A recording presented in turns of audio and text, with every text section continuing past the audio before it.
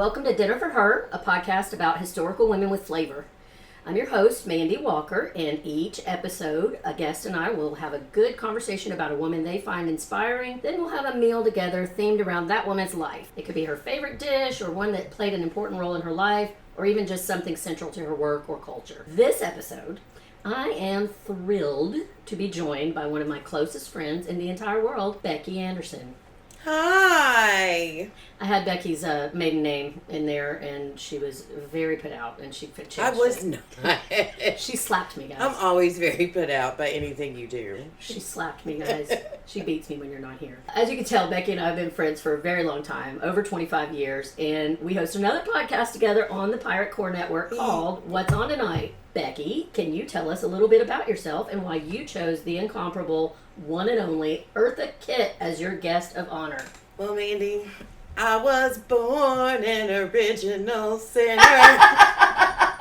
I've been holding on that since the day I knew I was coming on this podcast. Well, you know me. I am a nearing 50 woman dealing with the chaos of the world today. I grew up in a small town in East Tennessee, and what really struck me about Eartha, first I discovered her when I was up watching Nick at Night many years ago and saw her as Catwoman on the old Batman series, the OG. And you do love a Batman. And I do love me some Batman. And Catwoman and Joker, they're my two favorite villains. And then when you and I started talking about me possibly coming on, I had a different person in mind that we talked about, but then kind of was like, well, I kind of would like to focus on somebody who struggled with racial identity, which is something that's affected me for the majority of my life.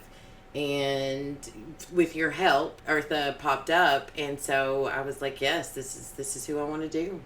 It turned out to be perfect. I say this every episode, but there's almost, since I started this project, every time whoever is on and I start really digging into whoever they pick, it seems almost like that was just fated to be the person that they wanted. And maybe it's just because these people are so amazing that it's easy to find identity with them. But of course, nobody doesn't know who Eartha Kitt is that's over the age of 30 in this country, or probably most of the world, but I didn't know that much about her. But once you picked her and we started really diving in, there's so many things that I could see. I'm like, she would have loved us. I think she would have loved us as much as we have come to love her, for sure. Yeah. She was definitely our cup of tea. Yeah, she was a big personality. She never met a microphone that she didn't want to be inserting her opinion into. Whatever it is about us that makes us the kind of people that really like the attention of the rest of them. I don't even think it's attention. I think that because, and we'll get into that later, she wasn't her persona. She was very different. Eartha May was very different than Eartha Kitt. Mm-hmm. But she loved conversation. She loved to talk. She loved to have interesting conversations about things. And she wasn't big on chit-chat. And so you and I think we have everything figured. Like, if everybody would just listen to us, the world would be perfect. It would be so much a better place. And she just, in all seriousness, she thought big thoughts. And I think that she would have absolutely loved us. So, but first, I'm going to give a little bit of biography of Eartha, Miss Eartha May. She was born on January 17th, 1927, a date that she did not learn until she was 71 years old. It's such a wild story. Isn't that crazy? It really blew my mind when I saw that. I did not learn how to spell my first name until I was 15. I believe that. Yeah. My mother named me Ricka. That's my real first name. Thanks, Mom. I like Ricka, but no one used it, and she was probably high on drugs when they, not like legal drugs, but like from the birth back in the 70s. I'm glad you clarified that. Yeah, my mom's right now like somewhere going, you were saying what about me? Anyway, she probably did not remember because she was probably exhausted and tired when she filled it out, but she spelled it R-I-C-C-A, or she spelled it R-I-C-A, but my whole life she told me it was R-I-C-C-A. I thought it was R-I-C-C-A. It's R-I-C-A. I didn't find out until I got my birth certificate when I was getting ready to get a driver's license. That's amazing. Yeah. So another affinity I have with Eartha. But anyway, Eartha didn't know her real birth date until after she was 71 years old. Before that, she thought her birthday was January 26th. 1926. Which is my dad's birthday. Really? It's January 26th. She got to shave a whole year off of her age. Yeah, she did. That must have been nice. Yeah, I thought so. She was born in North South Carolina, which is a tiny, tiny little town in rural South Carolina. Her mother was a black woman named Eartha Kitt, and her father was an unknown white man who may or may not have assaulted her mother. It was all very mysterious, and a lot of it was kept from Eartha for most of her life. When she was really young, Annie married a black man who would not let Eartha live in his home. They referred to her as a yellow gal. Which was not a compliment. No. People. Back then, the United States has always had a very, very complex and sad relationship with race, and because she was biracial, she wasn't really accepted anywhere. So because this man would not let her live in his home, she was given to a family that treated her like a virtual slave. She referred to it as they used her as a pack mule. She was required to work in the cotton fields from about the age of 5, from dusk till dawn. They would throw food to her like she was an animal, scraps from the table. She was literally being starved and beaten to death. The woman that took her in was violently abusive. Her teenage children would also abuse Eartha, both physically and sexually. Finally, someone got word to her mother's sister Mamie in New York that Eartha's situation was extremely dire, so she sent money for Eartha to come and join her up north. Eartha would later claim that Mamie told her that she was actually her birth mother, but there's no proof of that claim. We really just don't know. There's still a lot of mystery around Eartha's birth. Mamie was also abusive, and Eartha looked for ways to become self-sufficient as quickly as she possibly could. In 1943, 16-year-old Eartha auditioned for the Katherine Dunham dance troupe.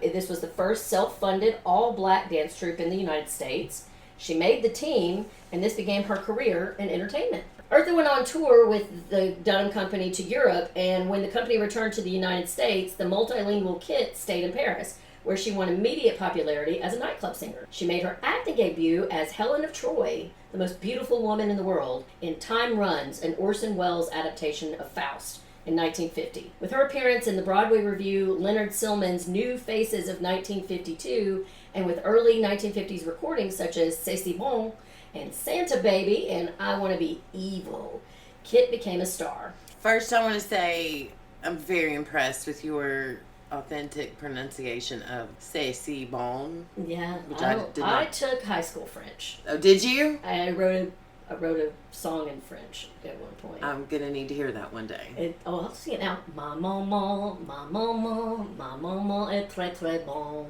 Elle est si belle, elle est si gentille. Ma maman est très tranquille. You have a very good French accent. I learned something new about you every day. Yeah.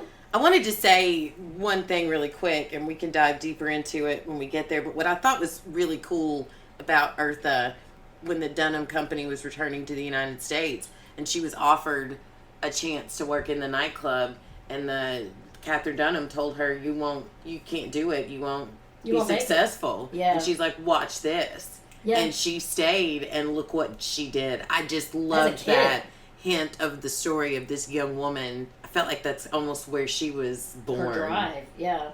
Getting out of this country and getting out on her own and having, there's not many people that coming from her background, because I didn't put this in the notes, but one of the videos that I watched that was interviews with Eartha over the last few weeks, because when I get ready to do these, I kind of just eat, sleep, and breathe that person for several weeks to just try to get a feel of who they are. And so one of the interviews with her, Catherine Dunham told her, you're never going to be anything because of the baggage that you have.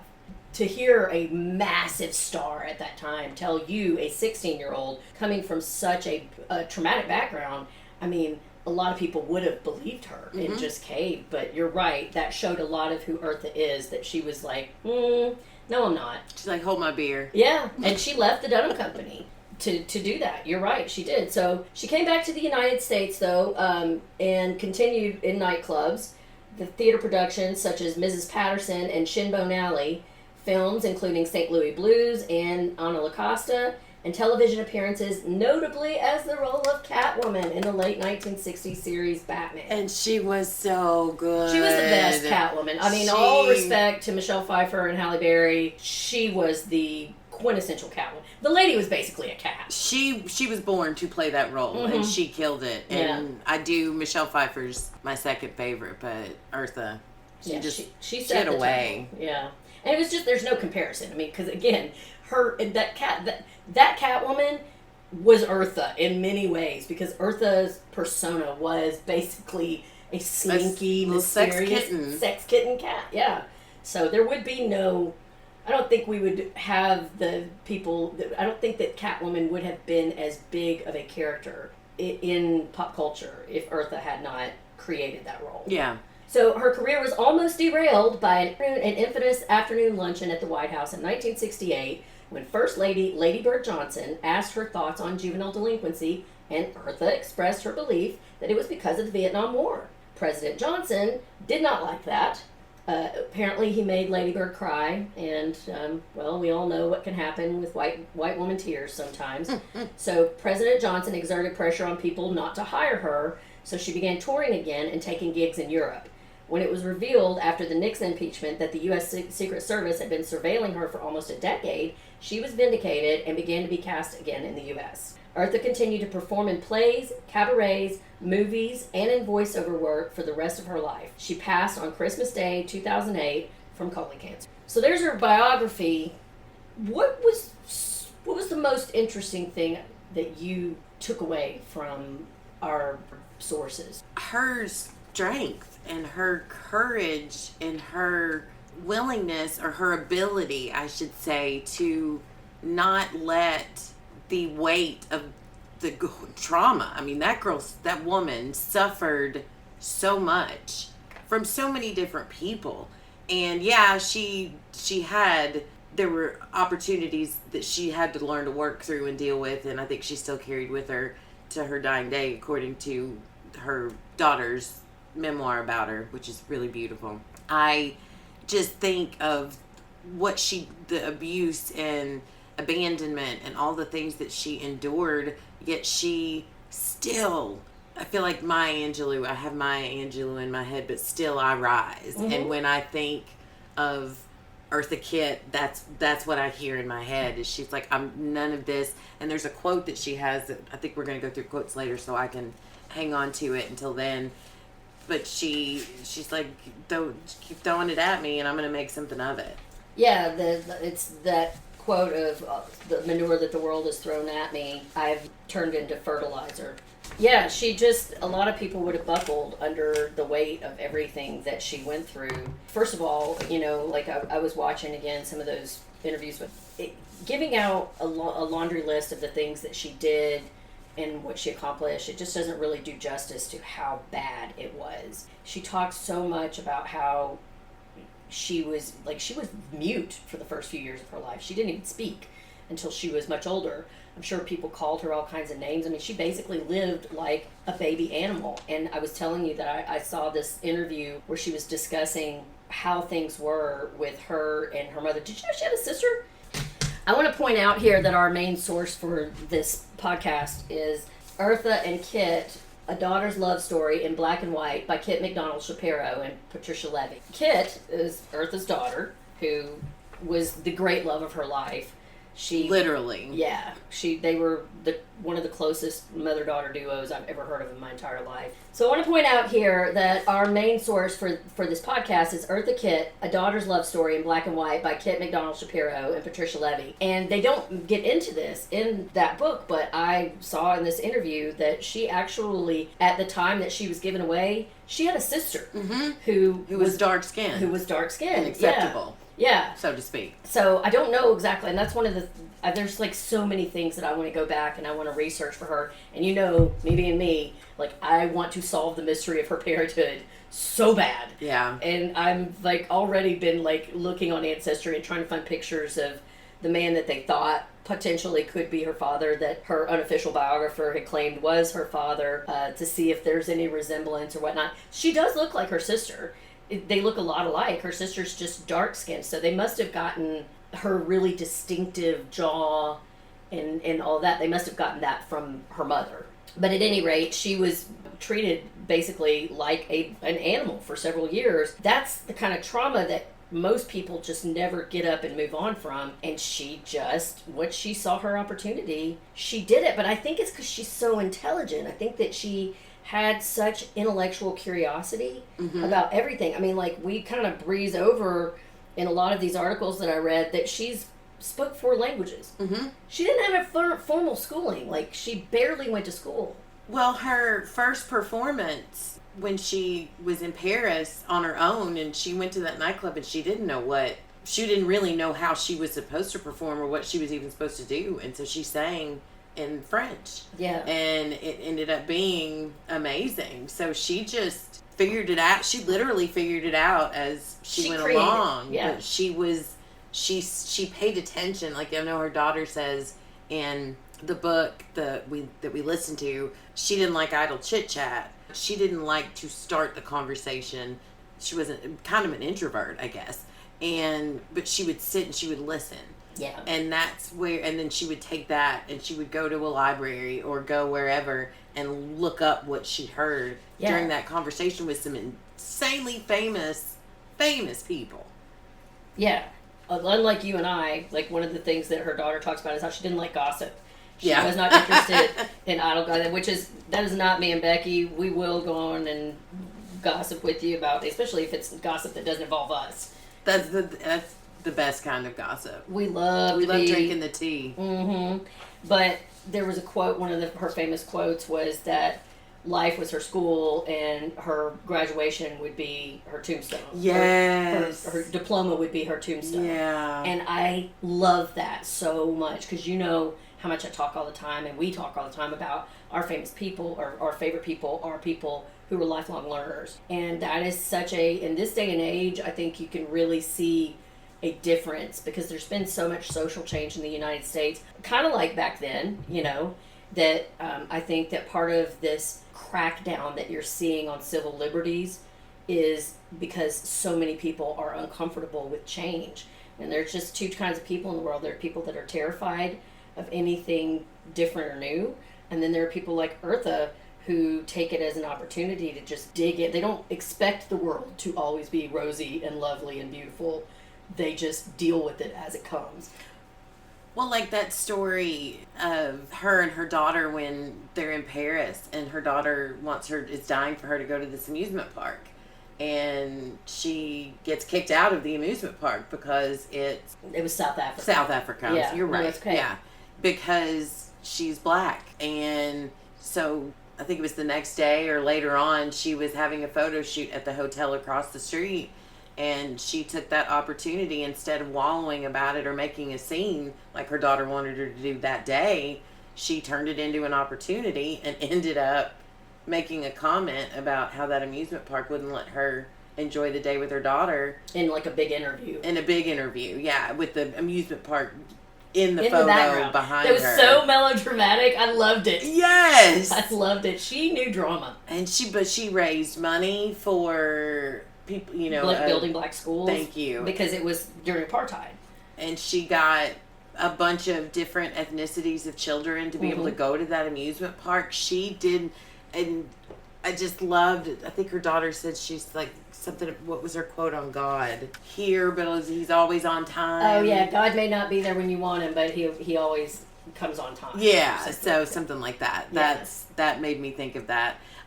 She just never, like you said, she did not let any opportunity keep her down. She would find a way to make something of it. And that's a prime example. Yeah, I mean, again, this is something that we talk about a lot, and this is one of the reasons that I say that, like, I don't know if it's just me and because I'm loving this project so much, but it's every woman that we've talked about so far. Last week it was Zora Neale Hurston, and gosh, man, I could have spent hours just thinking about how much these two have in common and don't have in common. I think they would have been frenemies. Like, I think her and Zora were both too big of a personality they had so much in common, but they were both such big personalities. I don't know that they would have been close. But she just, the same way that Zora went through so much crap and she didn't expect the world to ever hand her anything. She was never expecting a handout from anything, and she didn't let herself get hurt or give up or go into a depression when things didn't go her way. And one of Eartha's famous quotes was, "I never felt that fear is my enemy. Fear is my friend. It offers me a chance to stay alert, keep growing, continue creating something new. If you don't take that sort of risk, you learn nothing." Man, like, if that wasn't an entire paragraph, I'd get that tattooed on me. Like, it reminds me of, it's funny, like, I was talking to my daughter yesterday, and after I say this, I think I'd like to talk a little bit about their relationship, her and her daughter, but one of my famous quotes to my kids has always been, you can do anything you want. You just can't do everything you want. Meaning, you have all the gifts and talents to go wherever you want in life, but hard work and preparation and not giving up is going to be the key. And you can't do everything. You succeed where your passion is, where your effort is. And that is what that reminded me of, is that kind of relationship. But again, like, I want to talk a little bit about her relationship with her daughter. Like, Eartha had nothing and no one. And she married in the late 60s for the first time. She was nearing 40. This guy that was, I think he ended up being her manager for a little while. Did not last, was already a volatile relationship when she ended up getting pregnant with her only child, who was Kit. She named her Kit after herself. To keep her name going. Yeah. I loved that. I love that too. Which my daughter, is giving me a hard time because she's been wanting me to care about the Gilmore Girls forever, because she says that they remind her of me and her. She's not wrong. But I hate Lorelai. And I just hate Lorelai. And Ava pointed out, oh, you judge Lorelai for naming her daughter a junior. But I admire it in other women. But it's not really about that. I just don't like Lorelai. But Eartha, if anybody had a right to want to pass her name on to the next generation, it's her. Because that was her only family in the world. Like, she seems to have really, when she left the South, she left. Yeah. Like, she does not seem to have kept a relationship once she got out of her aunt's house with anybody in that family. Kit, her daughter, was all she had in the world, and she adored her, and she loved her. She took her everywhere. You know, she made sure that she got the broadest education in the world. They were so close. I just love that. I mean, you told me it kind of reminded you of you and your mom. Yeah, I mean, I was my mother's daughter, and she took me everywhere. We did everything together. I learned so much from that woman, and it just listening to Kit talk about her mom and the way her mom treated her and how she was a good kid and the way they loved each other, it made me feel warm and fuzzy. It wasn't, I don't want to go on and say that I think it was the healthiest relationship. I think it was a little codependent and too much for a young child. But I think her daughter, she really, I hope that I can be that for my mom, who, especially today, who has spent her entire life focusing on everyone else and taking care of everyone else, that she can look at me and see love and joy and happiness, and that she did something great and she created something, or made me into something great. And I see that happening, with you and Ava. It was just such a beautiful relationship for the most part. Yeah, I mean, nothing's perfect, and I want to be kind of careful about the way that I phrase this. One of the things that what resonated with me about Eartha is the same thing that you could probably relate to, because you joked at the beginning that you were born a bastard child, or born in sin. We were both born out of wedlock, both of us.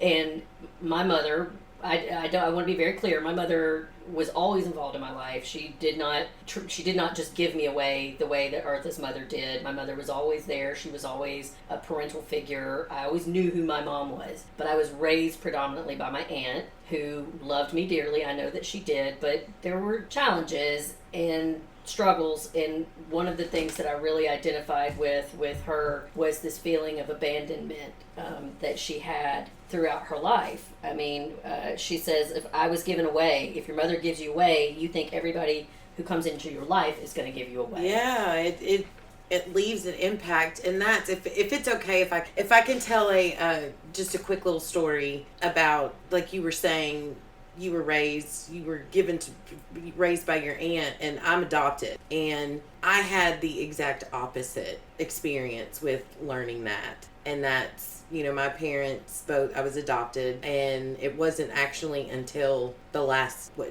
5-6 years that I learned who my birth mother was and actually felt anger towards the whole situation, because my parents took me to a place, had me pick out this doll, name her, take an oath to care for her, and then brought me home and told me that's what they did with me. So that was the one thing I didn't suffer from a lot growing up, was the feeling of abandonment. So that part was it was different for me. But one of the things that I definitely want to talk about, and I want to give you the platform here, is that I think that a component of this that, of course, I can't relate to, but you absolutely can, is the biracial prejudice. Yes.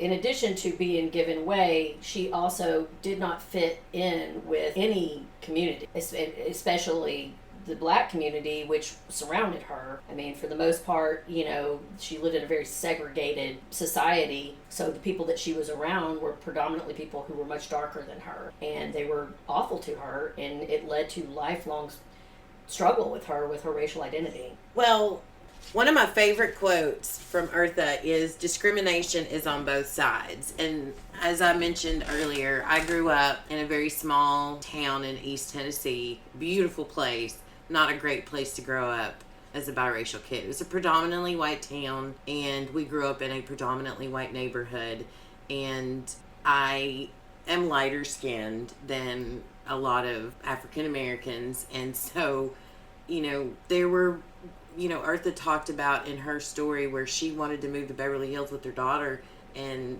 she phrased it nicely, that some of the neighborhoods weren't ready for her yet. Well, when we tried to move to certain neighborhoods, when we moved to East Tennessee, there were petitions signed by neighborhoods because families did not want this biracial family to be living there.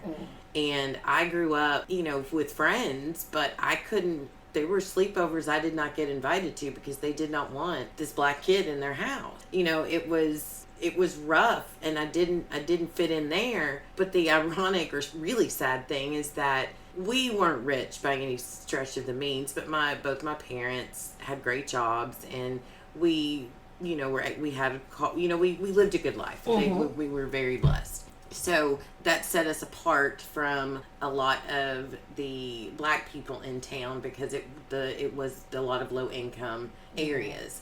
I remember sitting at the lunch table in high school, and I was sitting there with my friends, and a couple of the black kids came over and sat down and started making fun of my hair and telling me they could teach me how to properly do my hair. And that I still to this day struggle with not leaving the house without my hair straight because it was always made to be such a thing. It was either fascinating to the white kids that I had this hair, or the black kids I didn't, you know what I mean? They were giving you shit like you're not black enough. Yeah, and you don't even know how to take care of black hair. Right. Or you don't sound black. It was God, I can't even imagine how many times you've heard that in your life. Oh my gosh, if I had $1, I would be so super rich by now. And even it was tough. It was very tough. And because I didn't know where to fit in, and I did have an identity problem. And I'm going to be honest with you and your listeners, it wasn't until 2016 when Trump got elected that I really started to find pride in the black side of me, because my entire life I had been made as a wrong. My therapist always, people don't make you feel a certain way, you allow it, but whatever. I was made to feel that was it. Let's put some of the blame on the people that, I get what you're saying. Yeah. Yeah, you were abused, you were bullied. Yeah, and so I didn't know because people don't look at me and see a white person. Technically speaking, if you go by the rules of the world, you check what your biological mother's race is, so I should be checking white boxes, but that never felt right to me. Because you look at me and you see a black woman. Right. You know what I mean? Yeah. And then even, right before Trump got elected, I was with someone who I thought was a very good friend of mine, and we were walking and had a conversation, and she made a comment about Colin Kaepernick and all that, which led to her basically showing me her true self and how she really felt about African Americans. And she's telling the story about these women in Target who were like tapping their feet and basically acting black ghetto, that's the word she used, behind her while she was putting her stuff on, like she wasn't moving fast enough. And I looked at her and I was like, I won't say her name, but it's like, those people could have just as easily been white. And she's like, no, but it's different. They were ghetto. And I was like, I looked at her and I said, you do understand I'm black, right? And she said, and I quote, yeah, but you don't act like that. Which is what made me realize for a long time, people say they don't see your color. That's not true. We all see color. We should see color. Yes, it's there. There's nothing wrong with the fact that my shade is different than yours. Right. But it made me realize that for a long time, I have been the acceptable, not the token, but the acceptable black girl. And some people would say token, but that's disgusting and objectifying. And white people say that because they are comfortable with, they like to, not all white people, but some people like to tell themselves they are not racist because they will say, I have a black friend. Yes, I've heard that my whole life. Yes.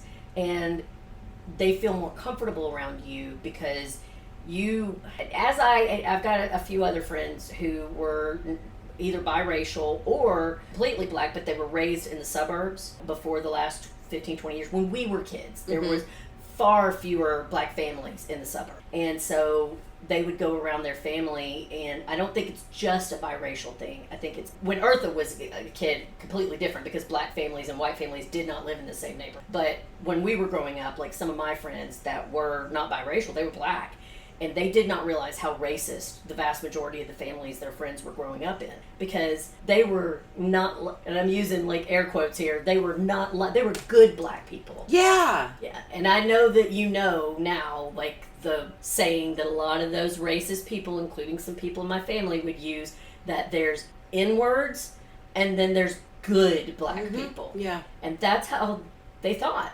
But the difference is that the black people that they were around, my friends that I was growing up with, they would give them shit to their face. So that made them feel uncomfortable around people of their own race because they didn't feel like they fit in there because they didn't talk a certain way, they didn't dress a certain way, they might be having different experiences. So they seemed to have more in common with the white people that they were hanging out with, but they didn't understand that behind their backs and in the families that they were growing up in. They were saying, it was really, I still struggle, and still struggle with it, but I'm learning, and which is sad at 48 years old that you still learn, but like Eartha said, I'm learning all the time. My tombstone will be my diploma. Like that is the truth. But I really related to her when I was hearing her daughter tell the stories and then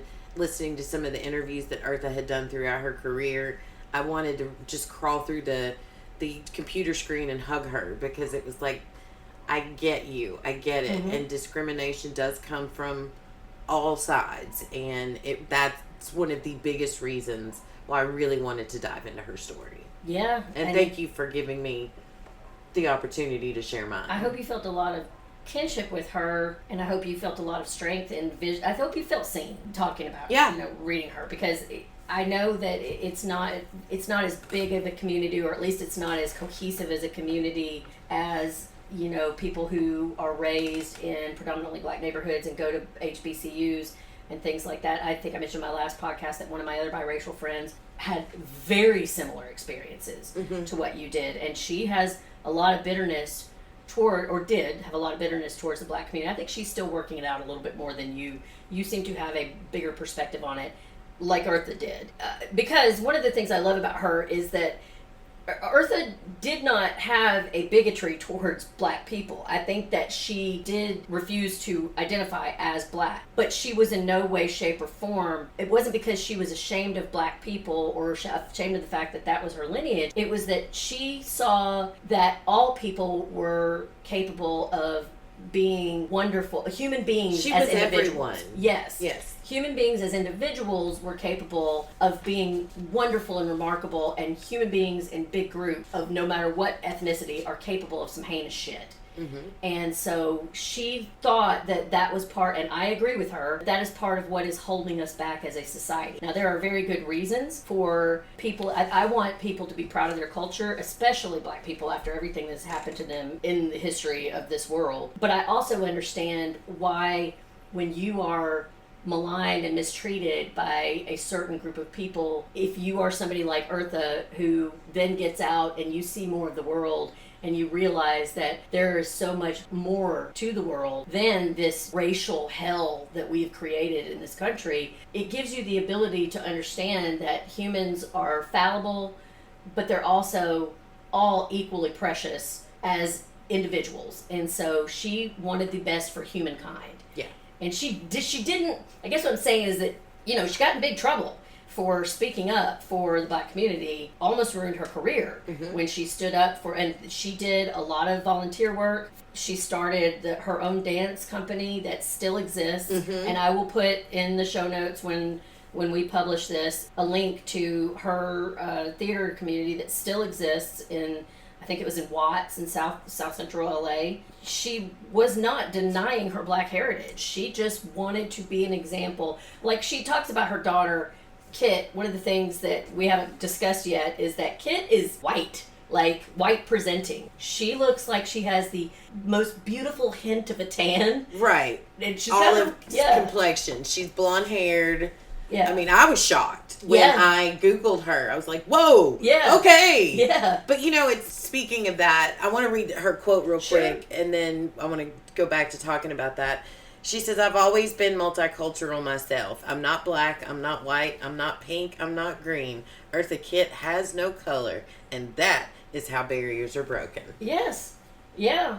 And she's not wrong. And it's not, she wasn't saying that from the point of view of what I know people used to refer to as race traders. Back in the 50s and 60s, you were either a race man or woman or a race trader. And she just denied that label. She just refused, like she did with so many other quote-unquote realities. She just refused to bend to that. She was not prejudiced against black people, but she also was not going to deny her multicultural heritage and act as if she was having the exact same experience as the average black person in this country at any time.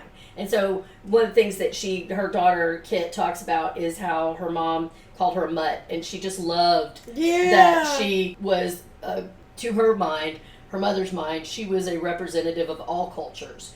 And she loved that people would look at her and get very confused by who she was. Now, that ended up being a painful thing for Kit later on. She said that, when her mother was alive, she didn't really worry much with it. She was kind of protected from it. It didn't really become a big thing until social media. And that was about the time her mom passed, and Kit's doing a lot of work to protect her mom's legacy and to continue it. And she gets these messages from people. One of them, this person literally told her, your mother lied to you your whole life. Yeah. You need to acknowledge that you are white and that your mother adopted this white baby. Never mind the fact that she has her mother's whole ass face. Like, she is white, blonde haired, but if you look at Eartha Kitt was so beautiful. And she was so distinctively beautiful. Like, her features were so, like, that jawline. And her daughter looks like her mom. She's just a whiter version. She's a lighter version of her mom. But yeah, people just feeling perfectly free to tell her that she is not her mother's daughter, that she was clearly adopted. And she actually, she was talking, I saw an interview with her that same week that some white person was telling her that. She got something from a black person telling her to quit claiming that she's black. Yeah, it's, in my brothers, both my brothers are, let me just clarify and explain really quick. My biological mother is white, my biological father is black, and I carry more physical African-American physical traits than my brothers did. Because my adopted dad is white and my mom is black, and that's the dominant gene, so they both came out lighter skinned than me. And their children are white skinned. They are white presenting, but they are biracial children. Right. But they haven't had to deal with a lot of the stuff that can come with being black presenting. I don't know if I'm saying that right. No, you are. I get what you're saying, but it's kind of like with Eartha's family, like the part that I don't think it's kind of like During the election, when people were talking about Kamala and claiming that she wasn't really black, that sometimes she would change the way she spoke in certain... It's like they never heard of multiracial people in this world. Yeah. Like, are you new here? Is this your first day on the planet? And if you look at the genetics, like it's like with your brother's kids, like they are only about a quarter African American. And it's the same with Kit. She's only about a quarter African American. So of course she's going to have predominantly European features. That's just normal. Yeah. That's just how genetics works, But it doesn't lessen who you are. It doesn't mean any of that. Right. It doesn't take away. And honestly, I know that's, again, one of the things that I loved about her is that we're in a real weird-ass time right now, and I kind of wonder, like, how she would feel about it. I don't think she would inherently be different or feel differently about her racial ethnicity because she had to grow up during Jim Crow and then the Civil Rights era. She'd probably tell us to suck it up and pull our big girl pants up. She would. And just, things have been shitty before, and we changed it, and you just got to keep on moving and get it back, move that needle back the other way with hard work. But I do kind of wonder, like, what she would think about, like, the Black Lives Matters protests and the, killing of several black people by police officers over the last few years, things like that. I wonder if she would have become more vocal about that, or if she would have felt like it was just because she wasn't a big get out in the streets and protest person. I think she would have, because when you go and you look at her activism, she was not, she was an activist for all people, and she was very heavy into the LGBTQ community. Yeah. And something she said that really stood out. She said, "We're all rejected people. We know what it is to be refused. We know what it is to be oppressed, depressed, and then accused. And I'm very much cognizant of that feeling. Nothing in the world is more painful than rejection. I am a rejected, oppressed person, and so I understand them as best as I can, even though I'm a heterosexual." So I do think she would have stood up for the Breonna Taylors and the Colin Kaepernicks and every other person dealing with these things. Yes. Yeah. Because she got it. She got it, even if she wasn't, it didn't happen to her. Yes. That, I think, is the key. That is. And I think that that's kind of what I was saying earlier about, like, she didn't have to, it didn't have to be her problem. She didn't ever push that she would, or deny that she was a multiracial person. She celebrated that, and she wanted more people to stop identifying themselves as just, she didn't want to deny anybody's blackness. I don't want it to sound like that. But she just felt like the world would be a better place if we all saw ourselves as individuals and saw ourselves in other people, and just had a huge compassion.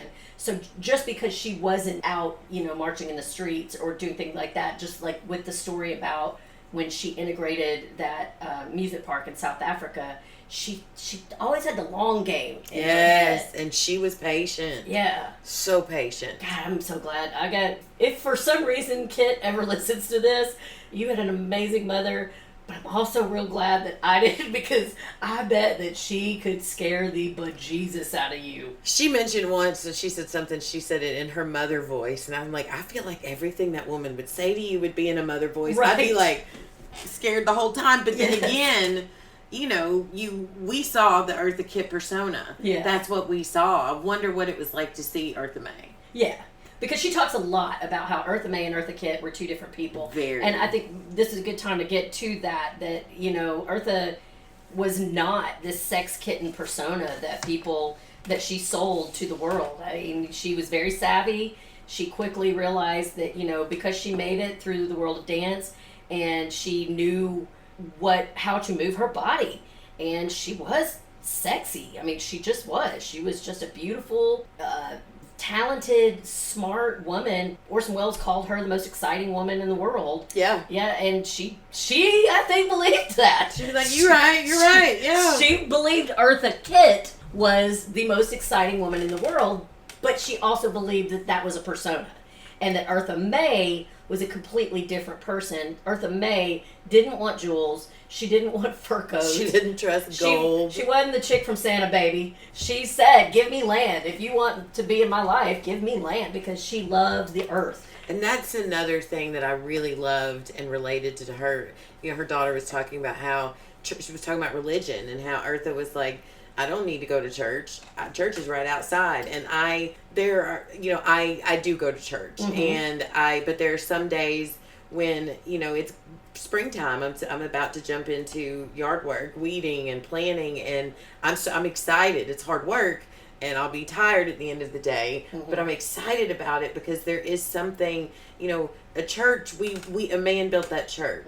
God built this earth. Yeah. So there is something spiritual to sit outside and be in the dirt, and that's another thing that I really respected about Eartha. She was much healthier and ate better and whatnot than I did. No, but sure than both of us do. But I do love her love of the dirt and the life that comes from it. So I'm sorry, you brought that up and it made me think of that. No, I agree, and it's honestly inspired me a little bit. That's probably why I went back to the gym yesterday. Like, I'm gonna tell you guys, if you do go down the Eartha Kitt rabbit hole, be prepared to feel bad about yourself, because that woman, 3 months before she died, there's an article that was one of our primary sources, and I'll list it later, but she did an interview with Gwen Ifill, the wonderful, awesome Gwen Ifill, who used to work for PBS. And anyway, 3 months before this woman died a horrible, painful death from colon cancer, she didn't just look, she was in way better shape than I was.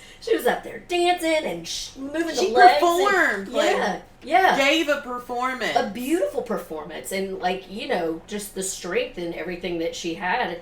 She didn't deny herself anything, but she was very disciplined about her exercise and what she ate and how she moved and all of that stuff. But anyway, I just loved that dichotomy between the inner her that she kept from the public. As much as she adored the public, that's probably part of why her daughter turned out really well, is that she absolutely knew that it was a persona, and she set that aside at the door of her home. And on the inside, she only did and had things that were nurturing to her soul. Yeah. And I love that. That was one of the many, many things that I thought was very inspiring about her. Before we go and we pause for a bit to go have what is going to be a really interesting dinner here, I just want to ask, what do you think about Eartha's father? Like, do you think that she, by the end, kind of knew? Because that's the part, I really struggled with that. Like, small towns, they're so gossipy. Like, it almost felt like Eartha knew, but didn't want to say. Like, she knew who everybody... Because I just don't believe that everybody didn't know who it was. I think she had a strong suspicion that this was a strong possibility, that this is who this is. But I think when she went to that courthouse to see it for herself, things were black and white for her. They were she needed to see that name to have that confidence and to seal that part of her existence. And that this is, yes, to answer your question, yes, I think she strongly knew, but I think she was still searching for that confirmation. Yeah, so she went to speak at an historically Black college very near her hometown, because she did not go back to the South very much at all once she got away. But she was asked to speak at this college, and she wanted to do a fundraiser for the little town that she came from.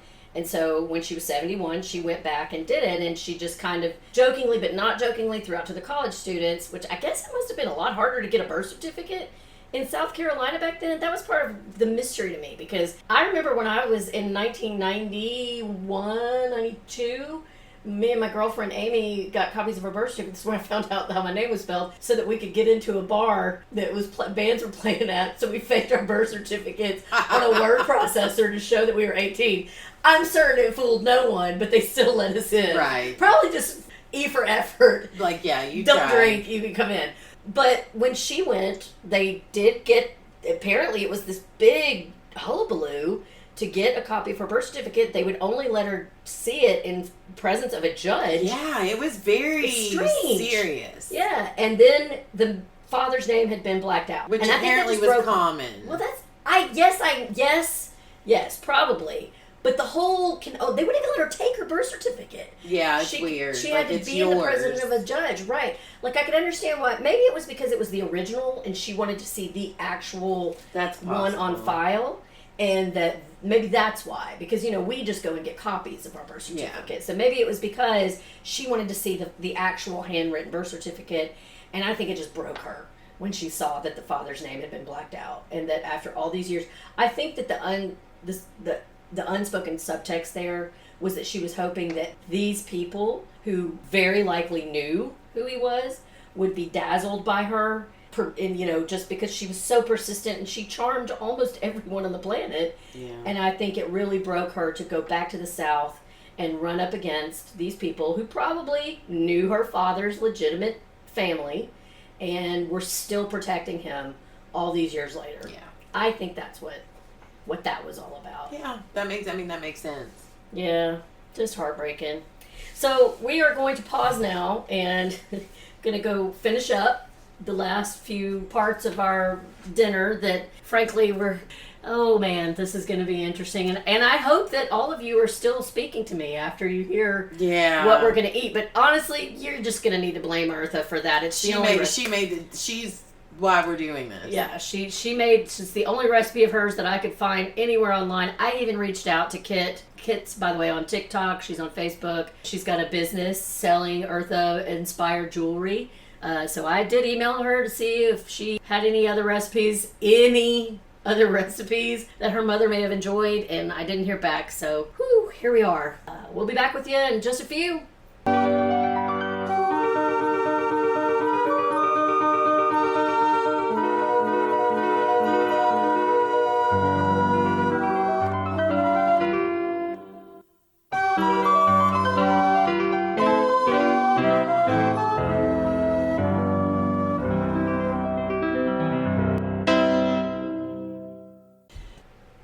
Y'all, we're back, and we are getting ready to dig into Eartha's famous crocked rabbit recipe.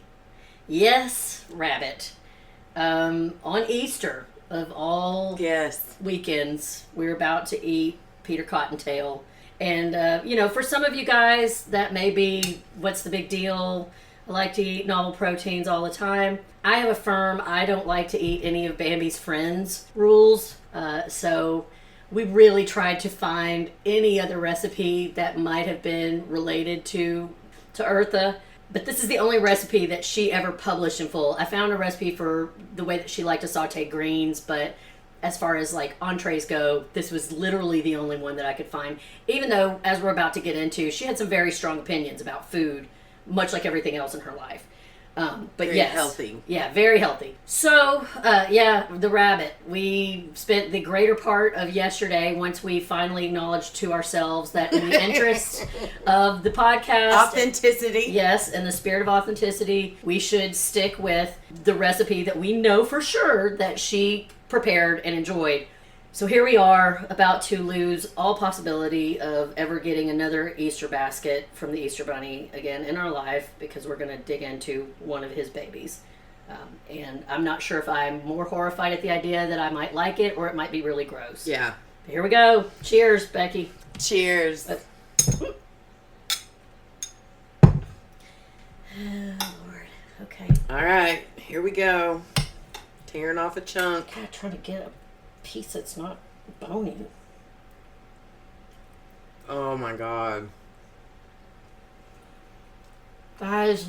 It's good. It's good. Rabbit is good. Rabbit is really good. Now, we used Eartha's marinade, which was a mustard, vermouth. We made a vermouth substitute, but it marinated overnight, and I don't hate it. I do not hate it. I don't think I would eat this on a regular basis. But well, man, I don't know that my conscience would allow me to eat. But I also don't know that I want to go. So we finally did find the rabbit. It took a while. We had to call around because weirdly, most grocery stores don't carry rabbit. Oh, I don't like the parsnips. You don't? Oh no. Yeah, they're cooked in parsnips, guys. I'm going to put the recipe in the show notes that you can link to. It's cooked with carrots and parsnips and cabbage. And Becky has just discovered that she's not a big fan of the parsnips. Nope. But at any rate, trying to find this rabbit. called around every butcher shop in Nashville yesterday. That's where we're from. And was really running up against a bunch of walls. Everybody was like, no, we don't sell rabbit at our butcher shop. Which I didn't think they had to be so sniffy about it, but whatever. Finally found one, this high-end butcher shop. They did have a rabbit. It was going to be $80 for a 3-pound rabbit. $80. So that was out the window. Definitely couldn't do that. I love Eartha, and I don't think, as frugal as she was, that she would have been really happy with me if I'd spent $80 for a 3-pound frozen rabbit. Not one bit. Yeah. So we thought we were going to have to give up on the idea, but Becky told me, let's just try a couple more times. Found a butcher shop. They didn't have it, but they told us, oh yeah, it's at the Piggly Wiggly on Dickerson Pike.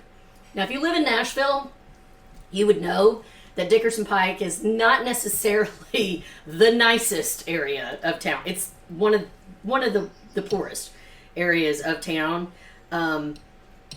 So, Becky got her husband, Aaron, he worked near there, to go and pick us up this bunny yesterday, and he said that they have tons of different novel proteins there, different kinds of exotic foods that you wouldn't find in other. So we're still we're gonna have to dive into the mystery on why this one Piggly Wiggly, considering the fact that there's only 3 Piggly Wigglies left in all of Tennessee. Yeah. This one Piggly Wiggly carries rabbit, but we got him, and now I know myself to be a bunny lover.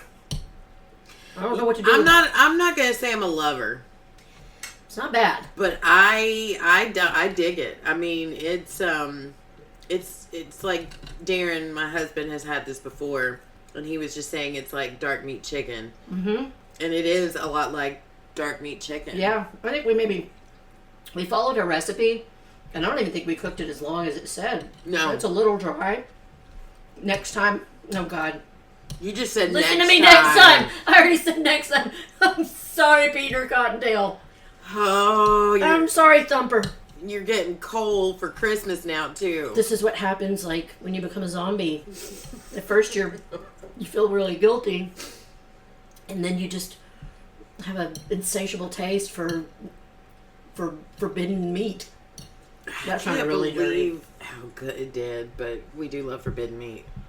So, as Becky mentioned, I'm leaving that in, by the way. No, that's fine with me. As Becky mentioned, Eartha was very, very healthy.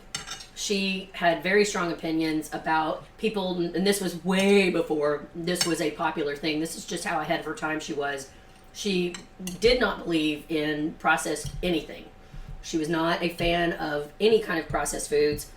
Didn't eat a lot of sweets in general. We are actually going to have a dessert here in a little bit, probably after we stop podcasting, that we couldn't find a dessert recipe for her, but she did love everything that grew in the ground or came up from nature. So we got a berry trifle that Becky put together because she believed in all high fat everything. She didn't believe in low fat stuff. She didn't believe in anything that was made with fake sugars or margarine or anything like that. She just believed that you should eat natural foods, but eat in moderation. She ate very, very small portions, which, God love her. I one day hope to acquire that kind of discipline. Same. Yeah. At any rate, she so was opposed to anything processed or any kind of sweets and things like that, that one of the things that Kit said, that her daughter said, that they did butt heads about, was that her mother could have made her a cake from her own ingredients that she brought from home or whatever, but she wouldn't even let her have birthday cakes. And now Kit, much like me, will sit and eat a whole bag of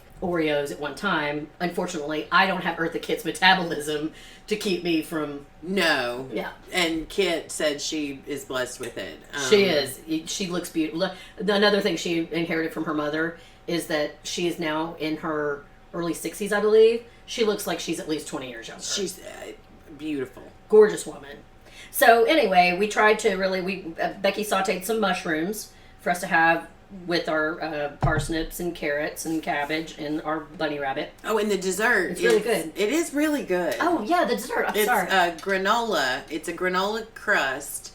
I used real butter because she, like Mandy said, she did not believe in any fake margarines or low fat or whatever. And then I took it's raspberries and blackberries, and I sprinkled them with a tiny bit of raw coconut sugar, which is really a good alternative to white processed sugar. Yeah. It's natural. Yeah. And then we'll have the filling is basically full fat Greek yogurt mixed with a little bit of honey. So I'm very excited. I tried the crust and it was delicious. It's going to be, Becky, these mushrooms, oh man, these are so good. Thank you. Oh, Bunny, I'm just going to take one little bite left. I promise that's the last part of you that I'm going to...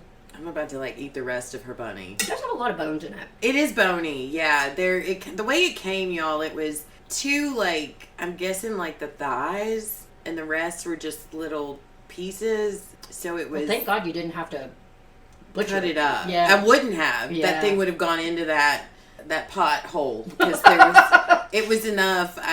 When we got it, it was frozen, so I had to thaw it out. And I told Mandy last night, I can feel this thing judging me from the sink. But when you make it, you have to rinse it and then pat it dry before you put your marinade on it. And that was not a good Becky's feeling. patting and crying. Right. I'm sorry. No. One of the things that Becky and I were talking about earlier is that insane video on YouTube, which again I will link to, of her preparing this dish with some clearly drunk British entertainer. Oh my god. Handsy British entertainer. But she talks about, part of why she knows how to prepare rabbit is back in her Eartha May days, literally this child was foraging in the forest for whatever she could find to eat. And so, and a lot of people back then, and still in certain parts of this country, rabbit is just part of one of the things that's on the menu sometime. I have to confess, this is not the first time I've had rabbit. I barely remember. Really? Yes, I barely remember it because it was traumatic for me. Oh. As I told you, my uncle that raised me, if you ever sat down and started eating something and he looked at you and said, "Is that good?"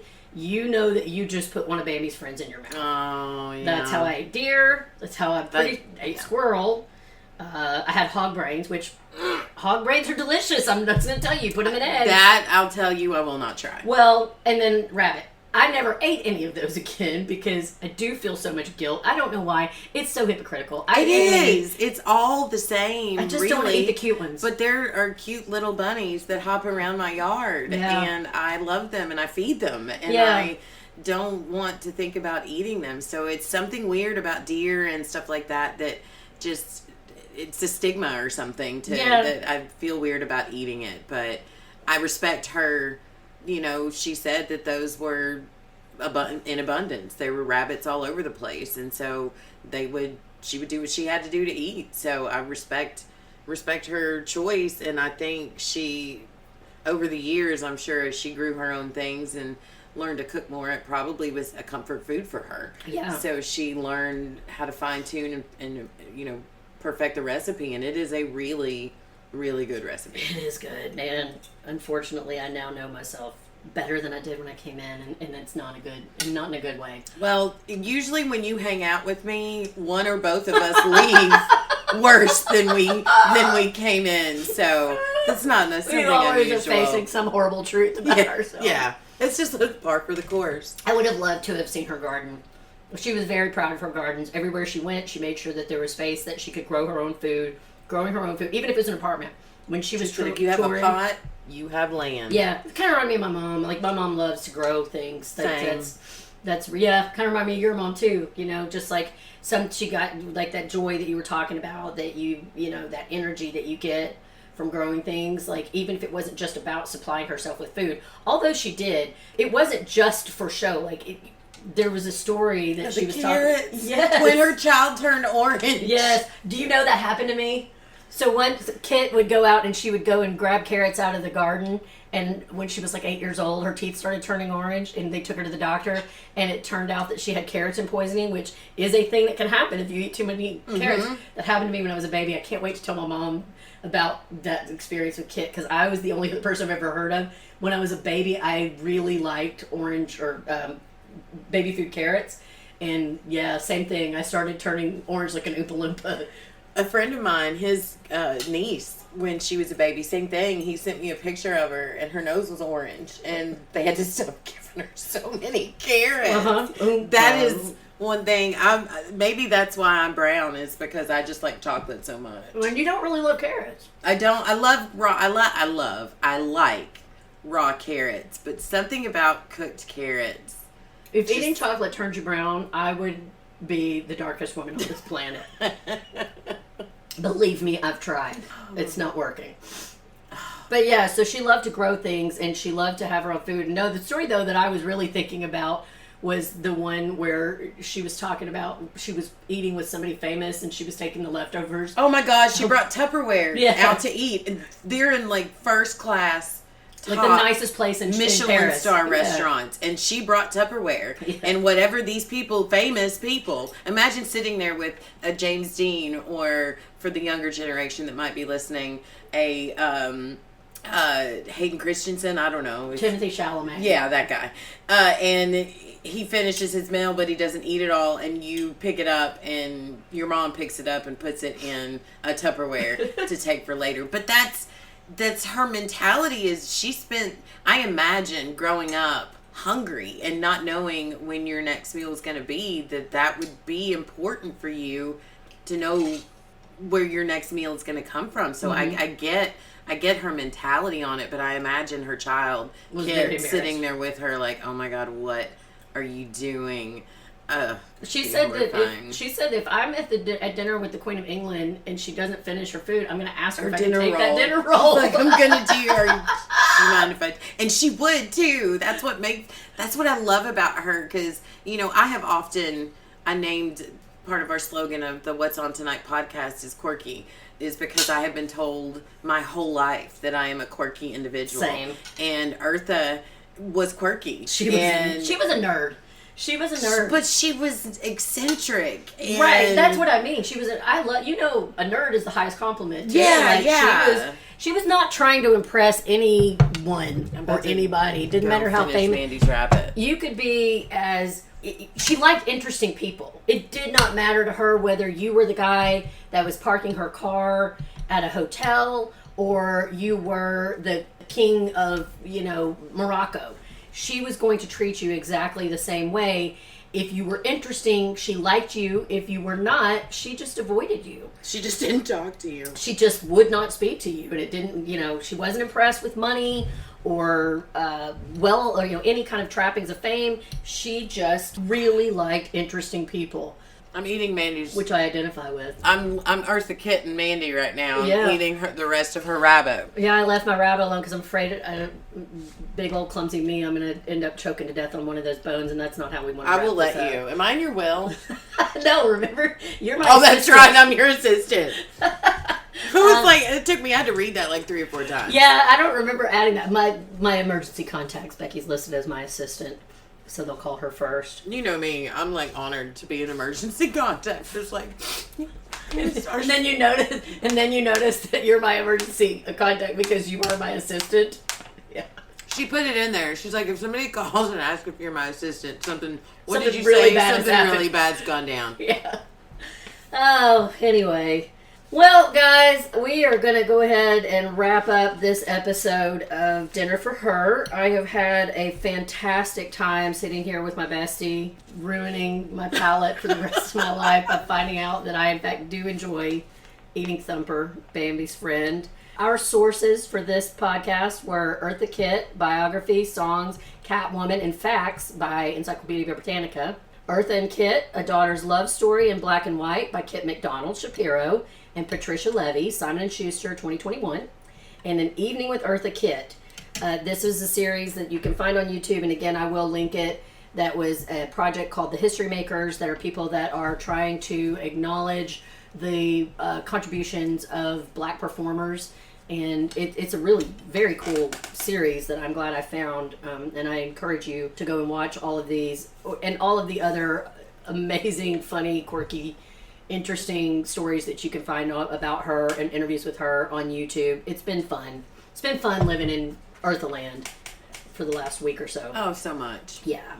If you would like to get in touch with me, leave some feedback, or just say hi, you can email or send a voice message as an attachment to dinnerforher@gmail.com. You can visit my Facebook page where there will be a post for the next episode, and you can leave feedback in the comment section or send me a message through Facebook Messenger. I can also be found on TikTok at Dinner for Her. A big thank you to Mark and Pirate Core Entertainment for all of his hard work for us and this platform. Please visit Pirate Core website and their Facebook page where you can find this podcast and many more, including our other project, What's On Tonight. What's On Tonight is a spoiler-filled podcast about TV, movies, and more. Right now, we are wrapping up the first season of the HBO medical drama The Pit. Check us out and join the conversation. Please do. Lastly, I want to give all the thanks in the world to my Becky. You believed we could do this podcast thing, and you dragged me out of my hermit cave to make it happen, and thank God you did. What's On Tonight and this project have given me new creative life and a feeling of accomplishment I was sorely needing as we navigate this political climate, and I stare down empty nesthood. Our friendship is one of the things I treasure more than anything else in my life, and I just love you so much. Back at you. This has been, I'm so proud of you. I'm so freaking proud of you for joining me and stepping out of your comfort zone on What's On Tonight, but that you had an idea and you took it and you ran with it, and it's great. I have enjoyed your first 2 episodes, and I'm sure with me on it, I'll enjoy this one even more. Because how could it not be the greatest episode? Right? So, but no, thank you for having me on, and just, I love you. I love you too. Thank you, everybody, for listening. Last episode, episode 2, we ended on the words from the mouth of our special guest for that episode, Zora Neale Hurston. And if you haven't listened to that, please go check it out. It's so good. It really was. Zora is another amazing woman. And Terry was great. And my good friend Terry, also a very good guest. So I think I'd like to make it a tradition whenever possible. So let's give Eartha the final say here and share one of her many famous words of wisdom. My recipe for life is not being afraid of myself, afraid of what I think or of my opinions. Thanks, everyone, and please come back next time to see what incredible, powerful woman will be joining us for dinner. Kill the woman. Kill the woman.